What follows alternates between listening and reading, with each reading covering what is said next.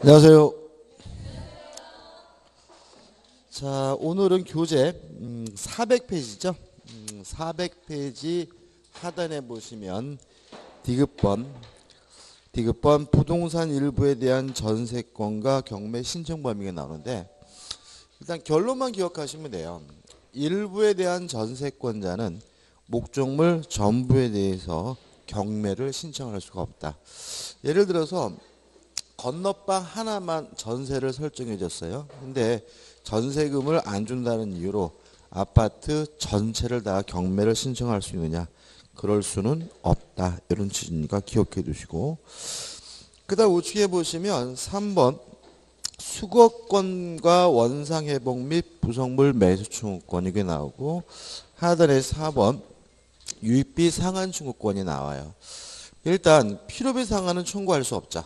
전세권은 물권이고, 물권이니까 스스로 알아서 뭘 해야 돼요? 사용 수익해야 되고, 고장난 것이 있으면 자기가 고쳐야 되니까 필요비 상한은 청구할 수 없고 유익비 상한만 청구할 수 있어요. 여기서 좀 생각해 볼 게 있는데 이런 겁니다. 1층 건물이 있는데요. 갑의 소유예요. 근데 을이 전세권자가 요 건물에 살고 있단 말이죠. 이게 임차권자일 수도 있고요. 똑같은데. 근데 을이 갑한테 와서 그러는 거죠. 아이고 안녕하세요. 요거 2층으로 증축하면 안 될까요? 그랬더니 갑이 난 돈 없으니까 네가 돈 있으면 네가 해라. 라고 갑이 승낙을 해줬어요. 승낙을 해줘서 을이 갑의 건물에다가 2층으로 증축을 했네요. 그럼 여기서 우리가 처음에 생각해 봐야 될 것은 요 중축된 부분이 부합이 되느냐 안 되느냐를 생각해 봐야 돼요. 첫째, 원칙 뭐하죠? 부합하죠. 다만 구조상 이용상 독립성이 있으면 그때는 뭐하지 않습니까? 부합하지 않는다. 기억나시죠? 그죠? 그래서 원칙적으로 부합하지만 구조상 이용상 독립성이 있으면 이때는 뭐하지 않습니까?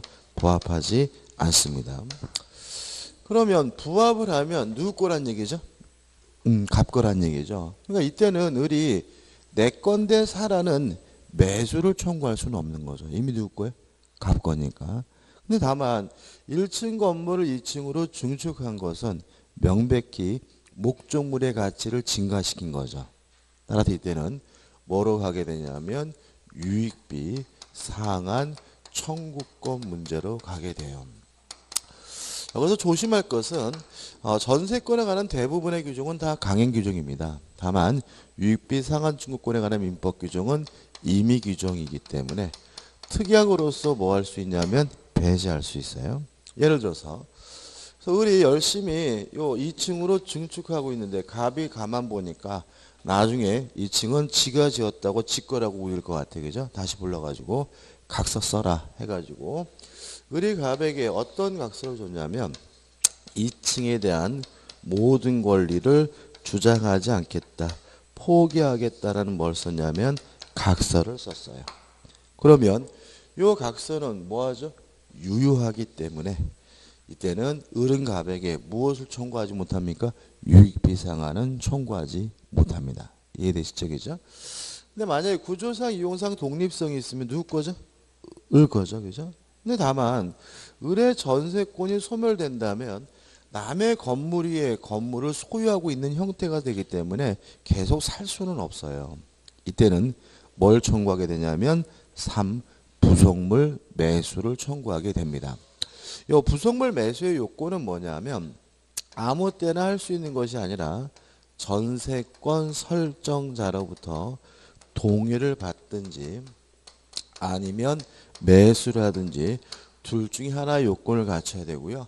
물론 갑으로부터 뭘 받았죠? 승낙, 동의를 받았기 때문에 이때는 뭐로 가게 되냐면 부속물 매수 청구권 문제로 가게 되고요.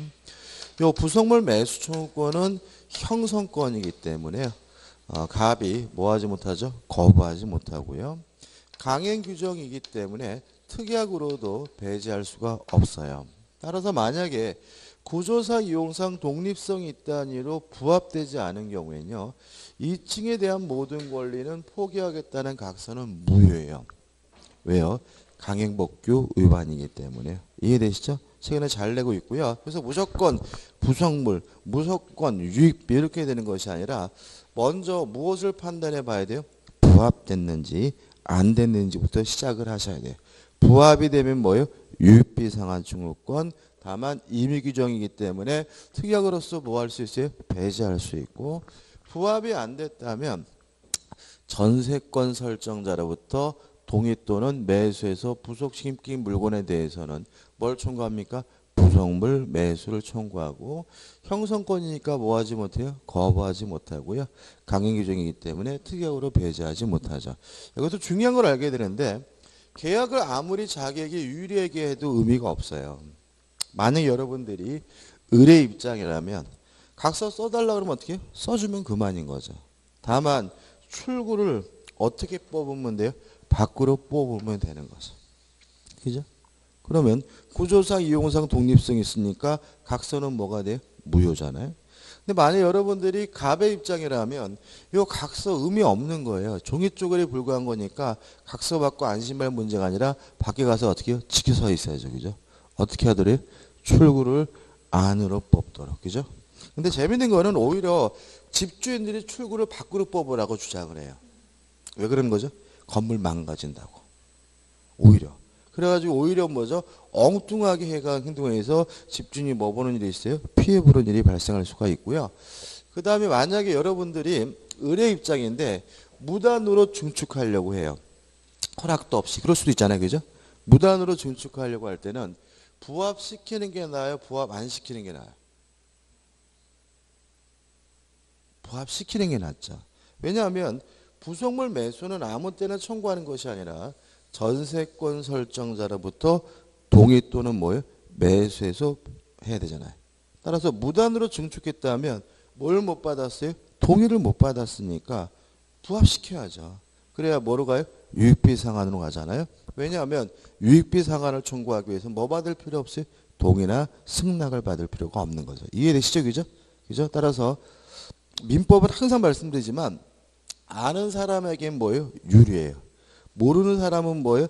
알면서도 뭐죠? 당할 수가 있으니까 항상 주의하셔야 되고, 교재 나와 있는 거 딸딸딸 외울 문제가 아니라 이렇게 흐름이 흘러가고 강행 규정이고 임의 규정이기 때문에 계약이 의미가 없을 수 있다는 거 하나 좀 꼼꼼히 좀 이해하시기 바라고요. 최근에 좀 어렵게 내려고 할 때는 이런 힌트는 됩니다. 끝입니다. 그 다음에 넘겨보시면 임차권과 비교가 나와 있는데 이렇게 비교하지 마세요. 나중에 정리할 때 쓰시면 되고, 403페이지 보시면 확인 문제가 나옵니다. 403페이지. 전세권에 관한 설명으로 옳은 것은 1번 건물에 대한 전세권의 최단 존속 기간은 2년이다. X. 전세권은 원칙적으로 최단 기간을 보장하지 않습니다. 이렇게 하지 마세요. 전세권은 1년을 보장하니까 X 이게 아니에요. 그죠? 전세권은 뭐라고요? 원칙적으로 최단 기간을 보장하지 않으니까 뭐예요? X. 이렇게 정리하셔야 되고, 2번 전세권자의 필요비 상환 청구권은 과실 수취하지 않을 것을 전제로 한다. X. 전세권자는 아예 뭘 청구하지 못하죠? 필요비 상환을 청구하지 못하죠. 3번 전세권과 저당권이 설정되어 있는 부동산에 저당권이 시행되면 그 전세권을 언제나 소멸한다. X. 저번주에 했죠? 소멸될 수도 있고 어떻게요? 안 될 수도 있죠. 누구하고 비교해가지고요? 최우선순위 저당권과 비교했어요. 4번 전세권자의 전전세 임대의 자유는 전전세 또는 임대하지 아니했다면 면할 수 있었던 불가항력적 사유에 대한 책임을 전제로 한다. 맞죠? 저번에 제가 열심히 설명드리면서 불가항력에서 천재지변을 이해하시면 안 되고, 누굴 뭘 말한다고요? 전전세권자의 고의 과실로 멸실 훼손된 경우를 의미한다는 거 꼭 이해하셔야 된다고 말씀을 드렸죠. 답은 4번입니다. 5번 전세 목적물의 일부가 전세권자의 과실로 멸실했어요. 그러면 책임져야죠. 책임 어떻게 집니까? 전세금에서 까이죠. 만약에 과실 없이 멸실됐으면 소멸되고 전세금 반환을 뭐 할 수 있어요? 청구할 수 있지만 과실이 있으면 뭘 져야 돼요? 책임을 져야 되기 때문에 그 부분에 대한 전세권은 소멸함이 원칙이라는 질문은 뭐죠? X가 됩니다. 답은 4번이네요. 넘기셔가지고 이제 전세권이 뭐죠? 끝났죠. 뭔가 좀 많이 빠진 것 같네. 자, 이제 담보물권으로 갑니다. 담보물권. 415페이지 오시면 담보물권이 나오고 있습니다. 담보물권의 일반에서 담보제도에서 쭉 설명이 나오는데 특별한 내용 없죠. 담보라는 것은 결국 뭐죠? 돈 빌려주고 어떻게 하면 안 띄고 돈 받을까? 그거 고민하는 과목이 뭐죠? 담보제도인데 두 가지가 있죠. 보증 세울 수 있죠. 이게 뭐죠? 인적 담보. 담보권을 설정할 수 있죠. 이게 뭐죠? 물적 담보고요. 보증 인적 담보는 다행히 시험 범위가 아니에요. 인적 담보 굉장히 어려운 부분인데 우리 공인중개사 시험에서는 빠졌고요. 우리는 물적 담보만 공부할 겁니다. 그래서 맨 밑에 보시면 우리 민법에서는 유치권, 질권, 저당권, 전세권, 선박 우선 특권 왜 이렇게 써놨는지 모르겠네요. 일단 전세권은 담보물권이 아니죠. 용익물권으로 분류해야죠. 그죠? 다시 말하면 전세권은 일단은 뭐예요? 용익물권이지만 담보물권적 성질이 강하다 그뿐이지 담보물권으로 분류하면 안 되고요. 또 선박의 우선 특권 이거 우리가 알 이유가 없잖아요. 공인중개사 시험이. 그래서 실제로 우리 민법의 담보물권은 세 가지예요. 유치권, 질권, 저당권 세 가지인데 질권은 시험 범위가 아니죠. 그래서 우리는 뭐죠? 유치권과 저당권 두 가지만 오늘 공부할 거고요. 넘겨보시면 비전형 담보 해가지고 양도담보, 가등기담보, 매도담보 이렇게 나와 있고 소유권 유보분 매매가 담보권으로 볼 수는 있긴 한데 이렇게 구별하면 안 되죠. 소유권 유보분 매매 빼버리세요. 이거 왜 또 담보를 넣는지 모르겠어요. 그래서 비전형 담보는 매도담보, 양도담보, 가등기담보 요 세 가지고요. 이건 우리가 민사특별법, 가등기담보법에서 따로 배울 거예요. 이건요. 그 다음에 법정담보물권, 약정담보를 한번 읽어보시기 바라고 2번 담보물권의 본질에서 타물권이고 교환가치를 지배한다는 말이 나와 있고요. 3번 담보물권의 통일성에서 1번 부종성이 나오죠. 기억나시나요? 부종성. 지역권 할 때 했지. 그죠? 그죠? 또 마찬가지예요. 채권이 주된 권리고 담보물권은 종된 권리다. 따라서 채권이 있어야지만 담보물권이 존재할 수 있으니까 채권이 소멸하면 담보물권은 자동으로 소멸한다. 이게 뭐죠? 부종성. 채권이 이전되면 담보물권도 쫓아간다. 이게 뭐죠? 수반성. 이렇게 되고 우측에 3번 물상대의성은 굉장히 뭐죠? 중요한 부분인데 이 물상대의성에 대해서는 이거 저당권에서 할게요. 그죠? 그러니까 뒤에서 다시 앞으로 올 겁니다. 물상대. 문제도 저당권에서 풀 거고. 넘겨보시면 이제 4번에서 뭐가 나오냐면 불가분성이 나와요. 불가분성이라는 것은 전액 변제할 때까지 담보물권이 목적물 전부에 그 효과가 미치는 성질을 말해요. 예를 들어서 1억을 담보하기 위해서 저당권 설정했는데 5천만 원을 갚았어요. 그렇다 하더라도 저당권이 반으로 주는 건 아니다. 어차피 전액 다 받을 때까지 이 저당권은 목적물 전부에 계속해서 그 효력이 미치는데 이게 뭐죠? 불가분성입니다. 이 부분 교재 굉장히 어렵게 나와 있는데 용어 정리예요. 그죠? 정리해 볼까요? 채권이 주된 권리고 담보권은 뭐죠? 종된 권리다. 따라서 채권이 소멸하면 담보권도 자동으로 소멸한다. 부종성. 채권이 이전되면 담보물권도 쫓아간다. 뭐죠? 수반성. 전액 변제할 때까지 목적물 전부에 그 효과가 미친다. 불가분성. 물상돼 있으면 우리가 저당권에 산다고 말씀드렸죠.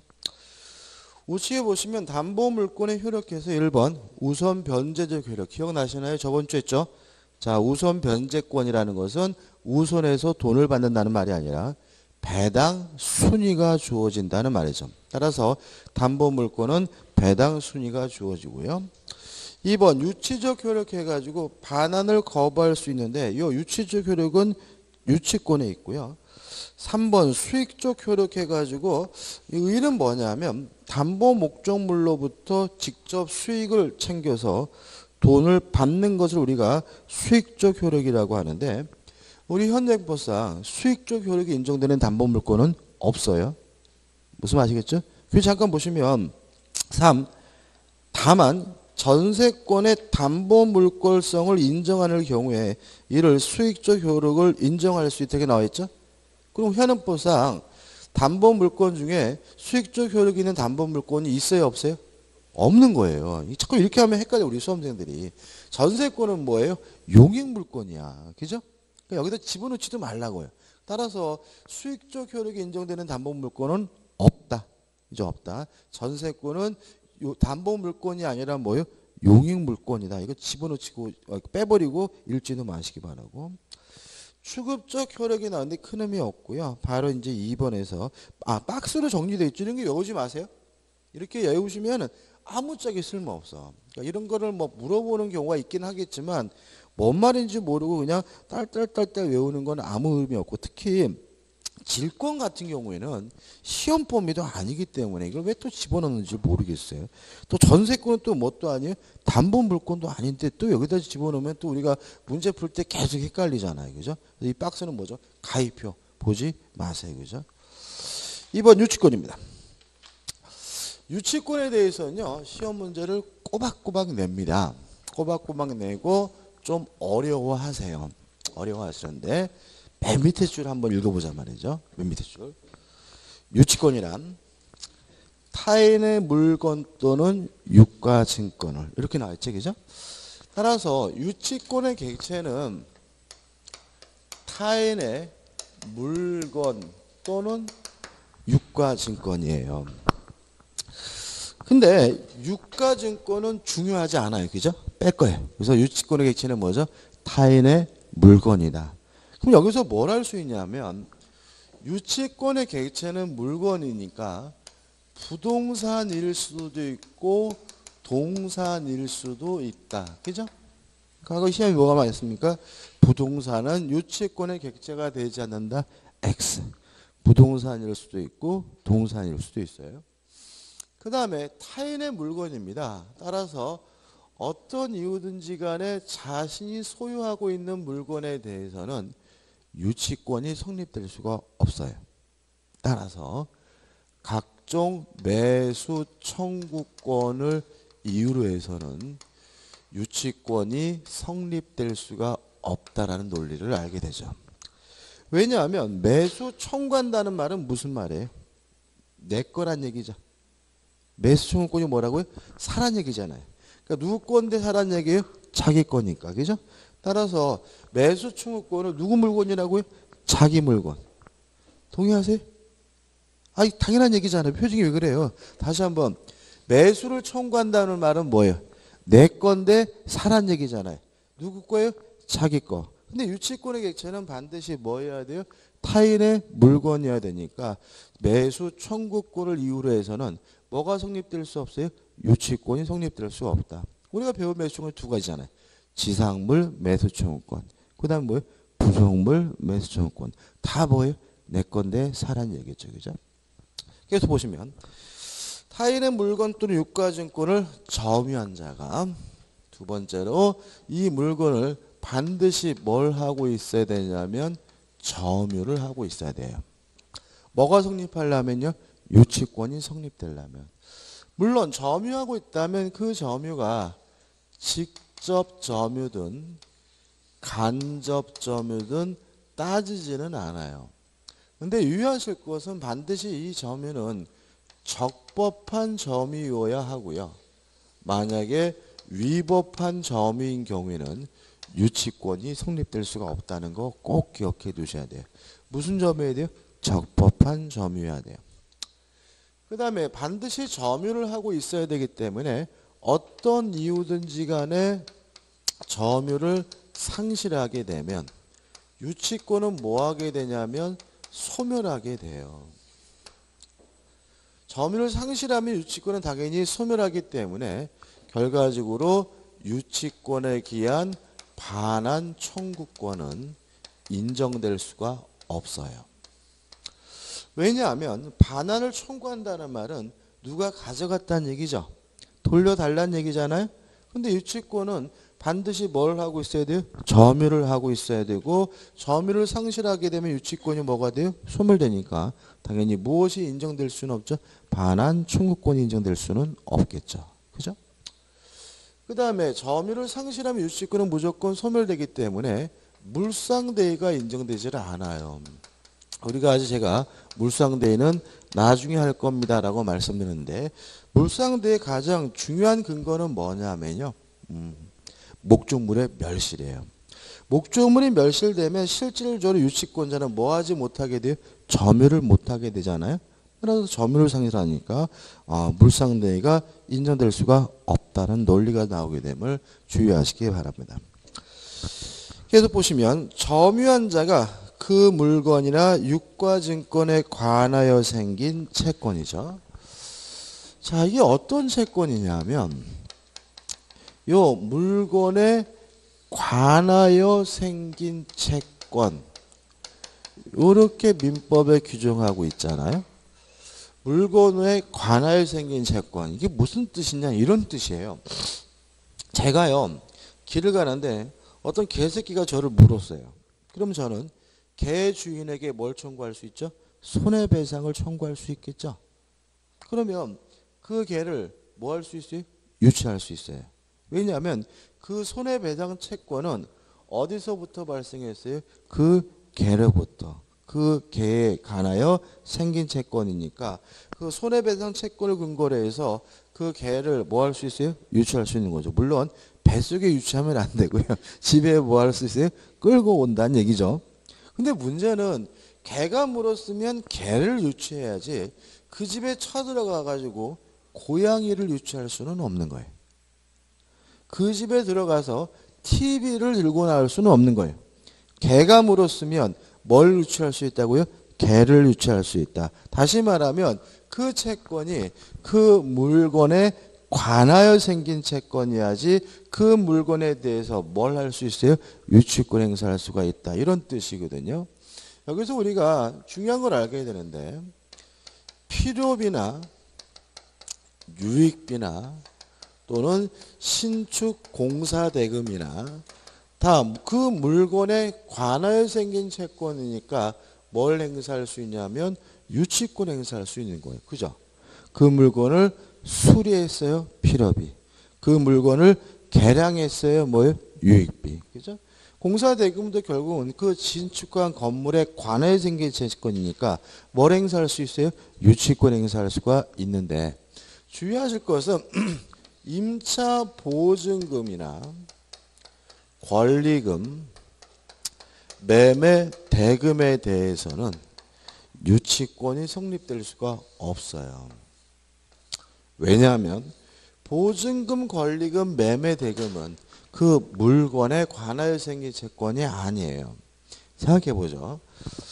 임대차 계약을 하면서요, 보증금을 1억이라고 계약했어요. 그럼 1억이죠. 5천만 원이라고 계약했어요. 그럼 뭐예요? 5천만 원이죠. 없다고 계약했어요. 그럼 뭐예요? 없는 거죠. 다시 말하면 보증금이 1억인 것은 그렇게 계약을 했기 때문에 그런 거예요. 그 물건으로부터 직접적으로 생긴 채권은 아닌 거예요. 무슨 말 아시겠습니까? 매매대금도 마찬가지죠. 제가 이 안경을 5만 원에 계약했어요. 그럼 뭐예요? 5만 원. 5천 원이라 계약했어요. 그럼 뭐예요? 5천 원. 이 안경이 5만 원인 이유는 쌍방이 그렇게 계약을 했기 때문에 5만 원인 거예요. 그래서 이 보증금이다, 권리금이다, 매매대금은 그 물건 자체가 발생시킨 것이 아니라 그렇게 계약을 했기 때문에 그 금액이 되는 것이니까 쌍무 계약, 계약에 의해서 발생한 채권이지 물건에 관하여 생긴 채권은 아니기 때문에 뭐가 성립될 수는 없어요? 유치권이 성립될 수는 없는 거예요. 이해되시나요? 그죠? 다시 말하면 제가 강아지를 5만 원에 계약했어요. 왜 5만 원이요? 계약을 5만 원 했으니까. 근데 개새끼가 저를 물었어요. 근데 치료비가 얼마 나왔어요? 5만 원. 다르죠? 치료비는 그 개가 발생시킨 거잖아요. 그러니까 뭐예요? 유치권이 성립되지만 5만 원에 계약해서 5만 원인 것인지 걔가 5만 원인 건 아닌 거거든요. 논리적으로 따져보면. 그래서 그것은 매매라는 쌍무 계약으로부터 발생한 채권이니까 물건이 직접 발생 채권은 아니기 때문에 보증금, 권리금, 매매대금은 유치권의 대상이 되지 않는다는 거 잊지 마셔야 돼요. 그 다음 계속 보시면 생긴 채권이 변제기에 있는 경우, 자, 변제기가 도래해야 유치권이 성립하게 됩니다. 이 변제기가 도래해야 된다는 건 굉장히 특이한 점이죠. 왜냐하면 우리가 일반적으로 담보권을 설정할 때는 미리 설정하죠. 그죠? 제가 은행에서 대출을 받았어요. 5년 후에 갚기로 하고 오늘 담보 설정하는 거잖아요. 다시 말하면 담보라는 거는 변제기가 도래하기 전에 미리 설정하는 것이 담보권의 뭐예요? 본질이거든요. 근데 유치권은 다른 담보권과 달리 뭐가 도래해야지만요? 변제기가 도래해야지만 유치권이 성립되게 되고요. 유치권은 다른 물건과 달리 변제기가 도래하지 않았다면 유치권이 뭐하지 않습니까? 발생하지 않게 되는 거죠. 그래서 시험에 많이 나오는 것이 뭐냐면 유익비는 목적물에 관하여 생긴 채권이니까 유치권이 성립되게 되는데 문제는 유익비에 대해서 법원이 상환기간을 허여했어요. 상환기간을 허락하게 되면 그때는 변제기가 도래하지 않았기 때문에 유치권이 뭐 될 수 없냐면 성립될 수가 없다는 거예요. 상환기간을 허여한다는 말은 뭐예요? 한 달 후에 갚아라. 그죠? 일주일 후에 갚아라. 이런 얘기잖아요. 그러면 일주일에 돈을 줘라라고 법원이 결정했다면 아직 변제기가 뭐 하자는 거죠? 도래하지 않은 것이니까 이때는 유치권이 성립되지 않는다는 거 꼭 잊지 마셔야 돼요. 계속 보시면 변제를 받을 때까지 그 물건 또는 유가증권을 유치할 수 있는 권리죠. 그래서 유치권은 이러한 요건을 갖추게 되면 결과적으로 유치권이 성립하게 되는데 유치권의 가장 주된 요력은 뭐냐면 유치할 수 있다, 반환을 거부할 수 있다라는 얘기죠. 항상 조심할 것은 뭐냐면 유치권을 근거로 해서 직접 변제해달라고 청구할 수는 없다는 거 꼭 이해하시고 기억해 두셔야 돼요. 가끔 보면은 건물에 유치권 행사 중이라는 현수막 걸리잖아요. 그죠? 꽤 오래 가죠. 보통 뭐 몇 달 안에 끝나는 경우는 거의 없고요. 막 1년, 2년, 뭐 저기 1,000원 넘어가는 게 보니까 거기는 뭐 10년 됐는데도 걸리는 것 같은데요. 건물에. 그러니까 이게 막 굉장히 오래 갑니다. 왜 이런 일이 벌어지게 되냐면 요거예요. 그러니까 우리가 저번 주에 했던 것처럼 경매가 이루어지더라도 유치권은 뭐 되지 않아요? 소멸되지 않죠. 기억나시죠? 그죠? 또 모른 척 하시는 표정 짓고 있는데 첫째, 모든 저당권은 어떻게 해요? 무조건 소멸한다. 두 번째, 용의권의 소멸 여부는 최우선순위 저당권과 비교한다. 세 번째, 유치권은 경매가 돼도 뭐 되지 않아요? 소멸되지 않는다. 그죠? 여러분들 한 가지 좀 잔소리 좀 하면 공부는 어떻게 하는 거냐면요. 복습하시는 거예요. 일주일 내내 그 주에 한 거를 계속 반복해서 보시는 거예요. 꼭 바보 같으신 분들이 진도하고 다르게 공부해. 우리는 유치권 공부하는데 본인은 민법 총칙 보고 있어. 이런 행동하지 마세요. 그런 행동이 뭐예요? 학창 시절에 수학 시간에 영어 공부하고 영어 시간에 뭐죠? 과학 공부하는 거죠. 다시 말씀드릴게요. 그러니까 뭐 늦게 시작했다. 그거 중요하지 않아요. 어차피 다 몰라. 나만 모르는 게 아니야. 그러니까 늦게 시작했다 이런 거 중요하지 않고 결국은 어떻게 쫓아가는 거예요? 뭐 다른 거 다 생각하지 마시고 오늘 수업 들은 것만 일주일 동안 계속해서 뭐예요? 반복을 해서 내 거로 만들면서 차근차근 가는 거예요. 급하게 생각할 것도 없어요. 꼭 이게 막 안 되시는 분들이 급하게 막 혼자서 뭐 열심히 보고 막 뭐 뒤져 이러지 마시고 그냥 공부는 단순한 겁니다. 그날 수업 듣는 거 일주일 동안 뭐죠? 반복하고. 그죠? 계속해서 뭐예요? 반복 복습하고 수업 듣고 이래야 돼요. 그죠? 자꾸 제가 이렇게 올 때마다 느끼는 건데 저번 주 한 얘기입니다. 그러면 막 이러면은 이러면 이게 해결이 안 돼. 그러면 여러분 솔직히 제가 봤을 때 공부 다 열심히 하실 거거든요. 대부분이 공부를 열심히 하시는데 엉뚱한 걸 하고 있을 수가 있다는 거예요, 그죠? 다시 한번요. 민법 다른 거 하면 모르겠어요. 민법은 오늘 수업한 거 일주일 동안 뭐예요? 되새김질하고 곱씹으면서 뭐죠? 차근차근 쫓아오시면 되고요. 너무 급하게 생각할 필요도 없고요. 모른다고 뭐예요? 자잘할 이유도 없는 거고, 그죠? 그죠? 뭐 하다 이게 나왔지? 자, 경매가 되더라도 유치권은 뭐 되지 않아요? 소멸되지는 않아요. 그러다 보니까 유치권 행사 중인 건물이 경매가 되면 경락인에게 유치권자는 반환을 거부할 수는 있어요. 그죠? 그렇지만 경락인에게 직접 돈 달라고는 뭐 하지 못해요? 청구를 못해요. 만약에 유치권을 이유로 변제를 청구할 수 있다면 청구하고 안 주면 그 사람의 재산을 강제 집행하면 되거든요. 그럼 빨리 끝나거든요. 근데 지금 우리 민법이 뭐라고 됐어요? 이쪽은 반환만 거부하고 돈 달라고 뭐 하지 못해요? 요구를 하지 못하니까 쌍방간에 뭐가 벌어지냐면 은근과 끈기 싸움이 벌어져요. 그래서 이게 지금 막 1년, 2년 막 계속 시간이 가게 되는 이유가 이렇고, 그래서 시험이 잘 나오니까 잊지 마세요. 그죠? 반환을 거부할 수 있고 직접 변제해달라고 뭐 하지 못합니까? 청구하지 못합니다. 이게 전부입니다. 이게 이제 교재가 이제 그러한 내용이 뭐죠? 설명이 나오는 거예요. 그래서 2번 유치권에 성립해서 양가리 2번에서 목적물 해가지고 요게 나와 있죠. 부동산, 동산이고 타인의 소유다.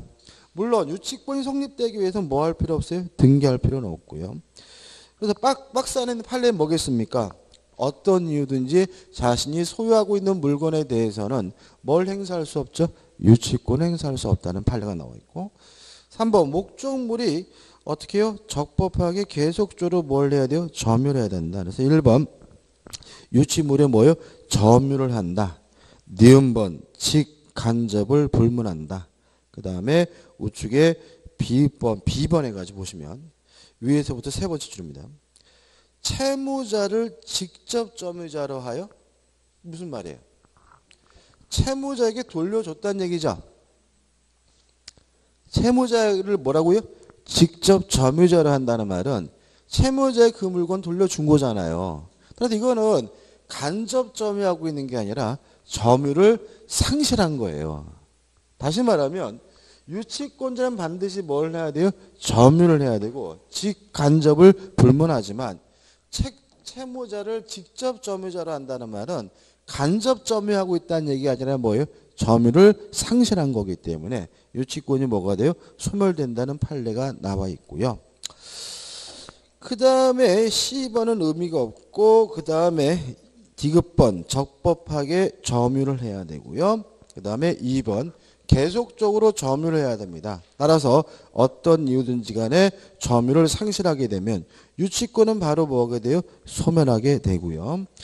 판례는 뭐냐면 어떤 판례냐면 요겁니다. 적법한 점유이어야 하고 위법한 점이면 뭐가요? 유치권이 성립되지 않잖아요. 그럼 판례 한번 볼까요? 1. 건물 임차인이 임대차 계약의 해제 후에도 계속 건물을 점유하고, 그러면 이 해제가 적법하다는 얘기잖아요. 그죠? 그러면 임차인의 점유는 더 이상 적법하지 않죠. 위법한 거죠. 그죠? 다시 말하면 임대인이 적법하게 계약을 뭐 했어요? 해제했어요. 그러면 임차인 나가야죠. 그럼 이 점유는 뭐예요?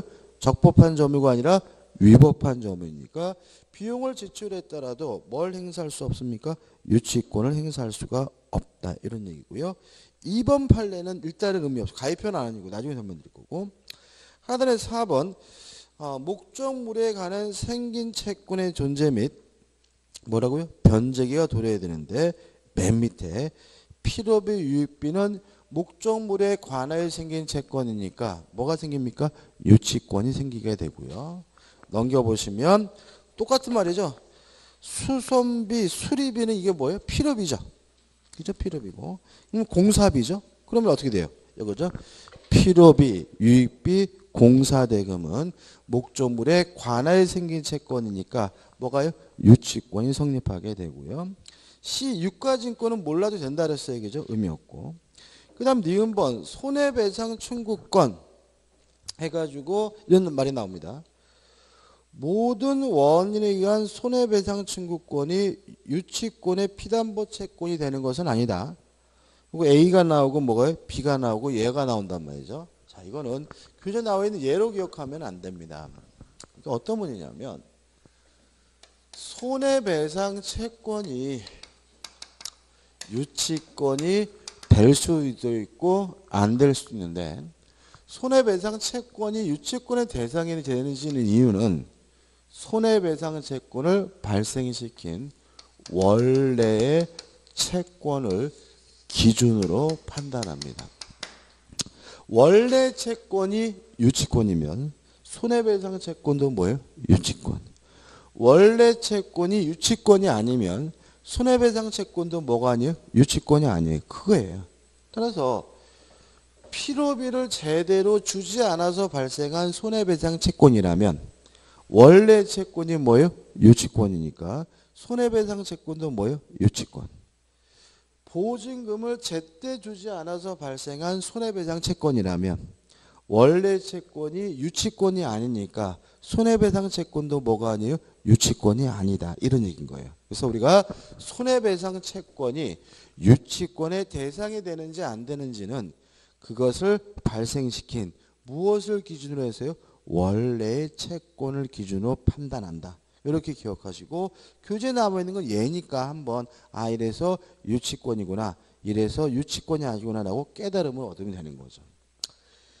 그 다음에 C번 동일한 법률관계 또는 사실관계로부터 발생한 경우에 유치권이 발생할 수 있는데 이건 나중에 동시이해 항변권과 관련되기 때문에 설명을 좀 유보할 거고요. 그 다음에 3번 결련성이 인정되지 않는다. 다시 말하면 유치권이 성립되지 않는 경우가 나오는데 기억, 계약의 내용으로 발생한 채권. 뭐라고요? 보증금, 권리금, 매매대금. 그 다음에 부속물 매수 청구권 여기 집어넣는데 여기로 기억하는 게 더 편합니다. 각종 매수 청구권은 유치권의 대상이 되지 않는다. 왜요? 유치 목적물은 뭐예요? 타인의 물건이 아니니까. 이게 더 간단하고요. 그 다음에 니은번 상대방의 배신행에 기한 손해배상 청구권. 이건 가입표예요. 무슨 또 배신행이야. 다시 오고죠. 손해배상 채권이 유치권의 대상이 되는지 안 되는지는 무엇을요? 원래의 채권을 기준으로 한다. 따라서 원래 채권이 뭐가 아니면요? 유치권이 아니면 손해배상 채권도 뭐가 아니에요? 유치권이 아니에요. 그래서 A번은 뭐냐면 이중매매 매매잖아요. 매매 계약이잖아요. 그러니까 이거 유치권 아닌 거고. B도 마찬가지인데 임대차 계약입니다. 그러니까 임대차 계약을 위반한 거잖아요. 그러니까 다시 말하면 계약을 위반한 것이니까 뭐가 아니에요? 유치권이 아니란 얘기인 거죠. 이해되시죠? 그죠? 그리고 이것도 개별적으로 외울 게 아니라 다시 말씀드릴게요. 손해배상 채권이 유치권이냐 아니냐 문제는 그 손해배상 채권을 발생시킨 뭐예요? 원래의 채권을 기준한다. 그 말로 정리하면 되는 거죠. 그 다음에 4번 채권의 발생과 목적물의 점유와의 결련성을 요구되지 않는다는 말은 무슨 말이냐면 점유하고 있는 동안에 꼭 채권이 발생할 필요는 없다. 이런 얘기예요. 다시 말하면 먼저 채권이 발생하고 나중에 점유를 취득하는 경우에도 뭐가요? 유치권이 성립된다. 이런 얘기고요. 그 다음에 판례는 또다시 어떻게 해요? 똑같은 것이 나와 있으니까 한번 보시면 될 것 같고 우측에 보시면 5번째 변제기가 도래해야 되는데 3번 유익비에 대해서 법원이 상환기간을 허용했다면 유치권이 뭐 되지 않습니까? 성립되지 않습니다. 왜냐하면 변제기가 도래해야 되니까. 마지막으로 6번 유치권 배제 특약의 부존재해가지고 유치권을 배제하고로 특약을 하게 되면 유치권이 뭐 되잖아요? 성립되지 않는다 정도 기억하시면 되고 또 박스로 또다시 유치권이 성립하지 않는 경우 해가지고 정리한 이런 거 절대로 뭐 하시면 안 돼요? 외우시면 안 됩니다. 무슨 말인지 모르고 아무짝에도 모르고 외우는 건 뭐죠? 아무짝에도 뭐가요? 쓸모가 없는 거예요. 그죠? 자, 다음 쪽이죠. 자, 그럼 이제 다시 한번 보시면 교재가 굉장히 양이 많은 것 같지만 여러분들이 기억해야 될 건 뭐예요? 요게 전부예요. 요거고. 요걸 아주 어떻게 기억하셔야 돼요? 정확하게 타이트하게 뭐죠? 기억하셔야 되고요. 이 예를 돕기 위해서 한번 예를 들어볼게요. 어차피 우리는 공인중개사 시험이기 때문에 예가 한정되어 있고 제가 말씀드리는 예를 시험 문제 내요. 무슨 아시겠죠? 그죠? 자, 예를 제가 나온다는 얘기는 뭐죠? 예도 적어놓고 이해하셔야 된다는 얘기예요. 그죠? 자, 이런 게 나옵니다. 시험 문제. 갑이라는 사람이 A라는 토지를 가지고 있는데 을과 만나가지고요. 임대차 계약을 했어요. 임대차 계약을 하면서 보증금은 예를 들어서 얼마나일까요?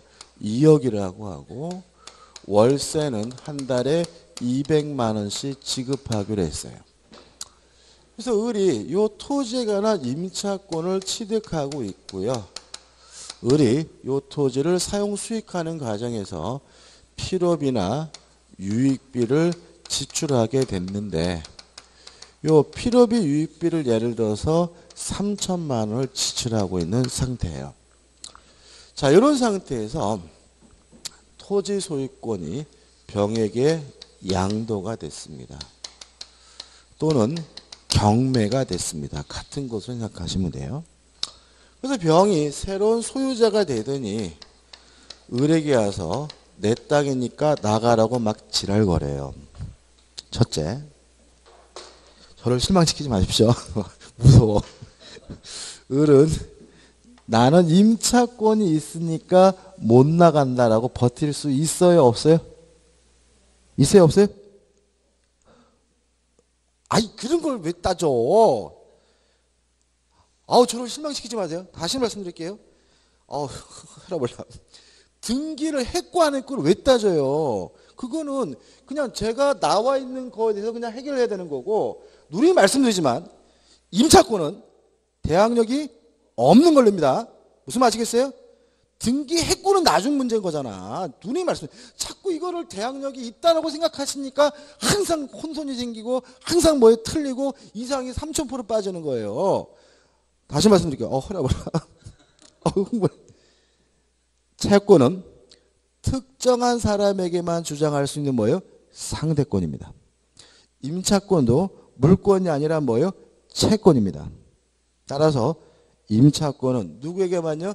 갑에게만 주장할 수 있고 따라서 다른 사람에게는 주장할 수 없다. 뭐가 없습니까? 대항력이 없습니다. 등기했는지 안 했는지 상상하지 마시고 뭐 확정일자를 갖췄는지 뭐 주민등록을 했는지 뭐 하지 마셔야 돼요? 상상하지 마셔야 되고요. 주어진 범위 안에서만 따지셔야 돼요. 당연히 주민등록 했겠지. 당연히 등기했겠지. 뭐가 당연히예요. 항상 임차권은 물권이 아니라 뭐라고요? 채권이다. 특정한 사람에게 주장할 수 있는 뭐예요? 상대권이다. 부터 시작을 하셔야 혼선이 안 생기고 그래야 민법이 어렵진 않은 거예요. 항상 뭐 민법 어렵다고 말하는 분들 가장 중요한 특징이 뭐냐면 지멋대로 생각을 해. 자기 혼자 막 상상을 해가지고 막 이랬겠지 저랬겠지 막 이래가지고 본인이 머릿속에서 막 꽈나 버리니까 어려워지는 거예요. 주어진 상태에서 그대로 뭐죠? 판단하는 겁니다. 자, 임차권을 가지고 뭐 할 수 없습니까? 대항할 수가 없습니다. 그죠? 자, 우리 그러면 병한테 보증금 2억 원 안 주면 못 나가겠다라고 버틸 수 있어요? 없어요? 없다. 그죠? 왜냐하면 보증금에 대해서 유치권이 성립된다면 유치권을 가지고 뭐 할 수 있겠어요? 대항할 수가 있겠지만 보증금은 뭐가 성립되지 않아요? 유치권이 성립되지 않습니다. 따라서 2억 원 안 주면 못 나가겠다라고 뭐 할 수 없습니까? 버틸 수가 없습니다. 이해되시죠? 그죠? 항상 이상하게 느껴지는 게 시험에 나오는 겁니다. 그 다음에 3천만 원은 필요비 유익비는 목적물에 관하여 생긴 채권이니까 뭐가 성립해요? 유치권이 성립되기 때문에 을은 유치권을 이유로 병에게 못 나가겠다라고 뭐 할 수 있어요? 버틸 수는 있습니다. 이해되시죠? 따라서 을은 보증금을 이유로도 임차권을 이유로 또 못 나겠다라고 뭐 할 수는 없어요? 버틸 수는 없는 거예요. 다만 네가 3천만 원 안 주면 못 나겠다라고 뭐 할 수 있어요? 버틸 수는 있는 거예요. 됐죠? 그죠? 의리병한테 3천만 원을 달라고 청구할 수 있습니까? 없습니까? 지금 유치권을 이유로 반환은 거부할 수 있잖아요. 못 나간다고 할 수 있잖아요. 3천만 원 달라고 할 수 있어요? 없어요? 없다. 그죠? 여기죠? 유치권을 이유로 반환을 거부할 수 있을 뿐 직접 변제해달라고 뭐 하지 못합니까? 청구하지 못한다. 그래서 제가 아까 말씀드린 것처럼 유치권이 성립하게 되면 기간이 뭐죠? 꽤 장기로 흐르게 되는 이유는 병과 을 간의 뭐죠? 은근과 끈기 싸움이 발생하기 때문에 그렇다는 것도 좀 생각해 보시기 바랍니다. 괜히 흥분했네. 자, 교재 보시면 자, 확인 문제 볼까요? 갑은 자신의 토지에 주택 신축 공사를 을에게 맡기면서 424페이지죠. 갑 명의의 보존 등기 후 2개월 내에 공사 대금의 지급과 동시에 주택을 인도받기로 약정하였다. 2016년 1월 10일 주택에 대하여 갑 명의의 보존 등기를 마쳤으나 을은 현재까지 공사 대금을 받지 못한 채 점유하고 있다까지 끊어볼게요. 그럼 일단 을은 무슨 채권이 있죠? 공사대금 채권이 있고요. 을이 그 목적물을 뭐 하고 있어요? 점유하고 있으니까 일단 을에게 뭐가 성립됨을 예상할 수 있어요? 유치권이 성립됐음을 예상할 수 있죠. 물론 변제기도 도래했다는 말이 나와 있는 거죠. 계속 보자고요.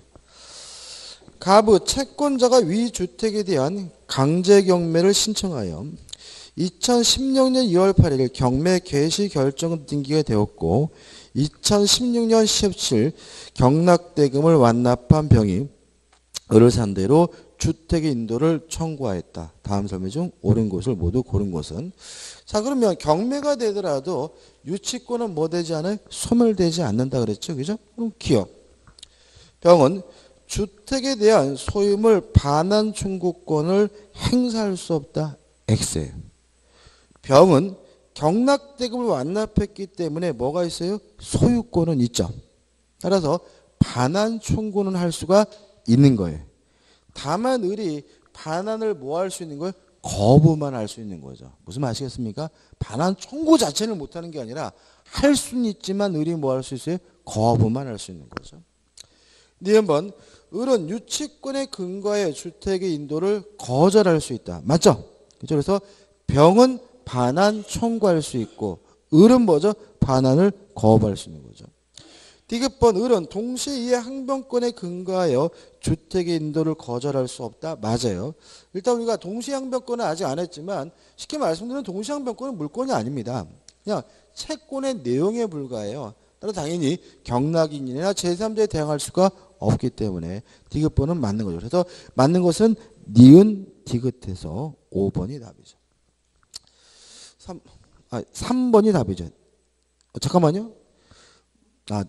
답이 잘못된 겁니다. 옳은 것은 뭐냐면 니은 디귿해서 몇 번이요?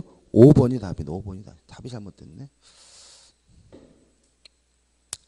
답은 뭐라고요? 5번 니은 디귿입니다. 기억은 틀렸죠? 그죠? 병은 주택에 대한 소유물 반환 중 행사할 수 없다가 아니라 어떻게요?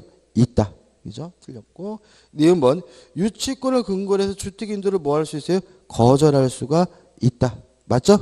그죠? 그래서 기억은 X, 니은은 맞고 디귿번 을은 동시에 항변권에 근거해 주택의 인도를 거절할 수 없다. 맞죠? 그죠? 동시에 항변권은 뭐가 아니라고요? 물권이 아니에요. 그래서 맞는 것은 니은 디귿해서 몇 번이 답이에요? 5번이 답입니다. 왜 3번으로 되어 있죠? 3번 이게 올해 시험 문제입니다. 올해 시험 문제고요. 올해 시험에서 3번이 답이 아니라 몇 번이요? 5번이 답으로 처리됐습니다. 유치권의 법적 성질입니다. 작년도 시험 문제죠. 1번 파물권이다. 그죠? 그다음 우측에 보시면 2번 법정 담보 물권이다. 다시 말하면 유치권은 이러한 요건을 갖추게 되면 당연히 발생하는 거고요. 당사자 간의 약정은 필요 없기 때문에 법정 담보 물권으로 인정이 되고요. 그 다음에 박스 밑에 4번 유치권에 효력해서 1번 유치권자의 권리에서 목적물을 뭐 할 수 있어요? 유치적 효력이 있습니다. 그 다음에 이제 문제가 되는 것은 뭐냐면 니은번인데 여기서 보자 말이죠. 유치권을 이유로 반환을 거부할 수 있거든요. 그러면 요 을이 요 토지를 원래 목적대로 계속해서 사용하고 수익하는 것이 가능한가? 이게 문제가 돼요. 요 문제에 대해서 우리 판례는 유치권자가 원래 목적대로 계속 사용 수익하는 것이 가능한데 이유는 이거를 일종의 보존 행위로 이해합니다. 다만 사용 수익하는 것은 가능하지만 차임은 지급해야 합니다. 다시 말하면 유치권을 이유로 반환을 거부하면서 원래 목적대로 계속해서 뭐 할 수 있어요? 사용할 수 있고 수익할 수 있지만 월 200만 원이라고 하는 차임은 뭘 해야 돼요? 지급을 해야 되는 겁니다. 만약에 지급하지 않는다면 과실을 수취한 거기 때문에 변제 충당하게 됩니다. 무슨 말이냐면 3천만 원에 대한 유치권을 근거로 해서 2달을 썼어요. 월세를 안 줬어요. 그러면 변제 충당한다는 말은 3천에서 400을 깐다는 얘기입니다. 그래서 얼마가 되냐면 2,600만으로 바뀌게 돼요. 그 다음에 지급하지 않으면 변제 뭐라도 해야 돼요? 충당이라도 해야 되는데 충당하지 않았다면 그때는 그 이익을 부당이득으로서 뭘 해줘야 되냐면 반환을 해줘야 됩니다. 정리해 볼게요. 임차에는 유치권을 이유로 원래 목적대로 계속해서 뭐 하는 것은 가능해요? 사용, 수익하는 것은 가능하지만 뭐는 내야 돼요? 차임, 월세는 내야 되고요. 지급하지 않는다면 받을 돈에서 뭐죠? 까납니다. 까지도 않았다면 그 이익은 부당이득으로서 뭘 해줘야 돼요? 반환을 해줘야 된다는 거 정확하게 이해하셔야 되고 좀 이따 또 다시 한번 볼 거예요. 그 다음에 네 디귿번 대세적 효력해가지고 물권임으로 제3적에 뭐 할 수 있어요? 대항할 수가 있다는 말이 나오고요. 넘겨보시면 리을번 해가지고 유치물 인도 청구에 관한 뭐가 나옵니까? 판결이 나옵니다. 한번 생각해 보죠. 병이 토지 소유권을 갖게 됐는데 을에게 유치권이 있으면 을이 뭐 할 수 있어요? 반환을 거부할 수 있는 거죠. 그래서 병이 이제 소송을 제기한 거죠. 판사님, 제가 소유권이 있는데 이 거지 같은 인간이 안 나갑니다. 좀 쫓아내 주십시오. 라고 주장한다면 법원은 일단 병의 소유권이 있는 것은 맞으니까 을은 가백이 이 토지를 반환해라고 판결을 내려요. 따라서 병이 일단 뭐 한 거죠? 승소를 하게 됩니다. 근데 문제는 병도 을에게 3천만 원을 지급하라고 판결을 같이 내리기 때문에 병이 승소하긴 했지만 완전히 승소한 건 아니기 때문에 이걸 뭐라 그러냐면 일부 승소 판결이라고 하고요. 이해되시죠? 그럼 결과적으로 을은 목적물을 병에게 반환하고 병은 을에게 대금을 3천만 원을 지급해야 된다면 쌍방의 급부를 교환하고 있는 거죠. 이거 우리가 뭐라냐면 상환 급부 판결이라고 합니다. 다시 말하면 유치권이 주장되면 일부 승소 판결 또는 뭘요? 상환 급부 판결 이행 판결을 내리게 된다는 거 꼭 기억해 두시고요. 2번 경매권과 우선 변제권에서 기억 경매할 수가 있습니다. 근데 문제는 유치권은 경매가 되더라도 뭐 되지 않아요? 소멸되지 않죠. 소멸되지 않는다는 말은 뭘 받지 못해요? 우선 변제 받지 못한다는 얘기죠. 배당 순위가 주어지지 않습니다. 따라서 결국은 유치권자는 경매권이 있지만 우선 변제권이 없다. 배당 순위가 주어지지 않는다. 왜요? 경매가 되더라도 유치권은 뭐 되지 않아요? 소멸되지 않으니까 그 관계고요. 니은번 간이 변제 충당권 해가지고 나와 있는데 일단 일정한 요건을 갖추게 되면 유치권자는 목적물에 관한 소유권을 직접 취득할 수도 있어요. 근데 이건 중요한 부분이 아니니까 그냥 이런 얘기구나 정도만 아시면 되고, 그 다음에 우측에 보시면 맨 위에 3번 우선 변제권의 여부가 나와 있죠. 우선 변제권이 어떻게요? 없다. 그 말은 뭐예요? 배당 순위가 주어지지 않는다. 그죠? 근데 결과적으로 기억 보시면 이런 게 나와요. 유치권에는 원칙적으로 법률상 우선 변제권은 없으나 채무자 또는 제3자가 목적물을 인도받으려면 유치권자의 채무를 변제할 책임을 지므로 사실상 우선 변제권이 있는 것과 마찬가지로 된다. 우선 변제권이 있다는 얘기 없다는 얘기예요? 있다는 얘기 없다는 얘기예요? 없다는 얘기입니다. 뒷부분은 의미 없는 거야. 그러니까 다시 말하면 우선 변제권이라는 말이 우선에서 돈을 받는다는 말이 아니라 배당 순위가 주어진다는 얘기잖아요. 그죠? 그러면 우선 변제 배당 순위가 주어지려면 유치권이 뭐가 돼야 돼요? 소멸돼야 되거든요. 경매가 되더라도 유치권은 뭐 되지 않아요? 소멸되지 않으니까 배당 순위가 주어지질 않아요. 뭐가 없는 거죠? 우선 변제권이 없는 거죠. 그럼 뒷부분 나온 얘기는 뭐예요? 경락인에게 어차피 안 주면 못 나겠다라고 뭐 할 수 있어요? 반환을 거부할 수가 있으니까 실질적으로 우선 변제 받는 거 아니냐 이런 얘기인 거기죠. 근데 이런 거 우리가 알게 되면 객관식 문제 풀 때 헷갈리잖아. 우선 변제권은 어떻게 해요? 없다. 이렇게 기억하시고 이해하시면 되고요. 그 다음에 니은번은 요거죠. 반환을 거부할 수 있을 뿐 변제해달라고 뭐 하지 못해요? 청구하지는 못한다는 말이 나와 있고요. 그 다음에 디귿번 예외적으로 우선 변제권이 인정되는 경우가 나와 있는데 이것도 큰 의미는 없고요. 좀 쉬었다가 4번 과실수취권부터 볼 거고요. 이거 지우지 마십시오. 또 설명드려야 됩니다.